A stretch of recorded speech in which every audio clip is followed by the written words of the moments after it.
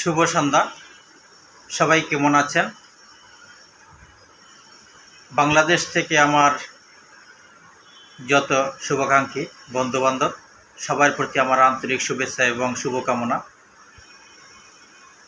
আপনারা অনেকেই জানেন যে আমি একটু অসুস্থতার কারণে বাংলাদেশ থেকে ভারতে আসছি চিকিৎসার জন্য চেন্নাইতে।